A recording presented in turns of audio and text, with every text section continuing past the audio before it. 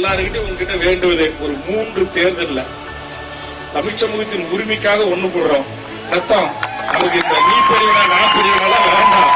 ஒரு 3 தேர்தல்ல இன்னும் கூட நான் ஒரு 10 கட்சி அழைப்பா வருவாங்க. கண்டிப்பா 10ல ஒரு 40 கட்சி இருக்காங்க, அழைக்கிறது வர்றாங்க. எல்லாரும் சேர்ந்து இந்த யாரு தலைமை யாரு முதலமைச்சர் இதெல்லாம் தூக்கி அப்புறம் வச்சிடும்.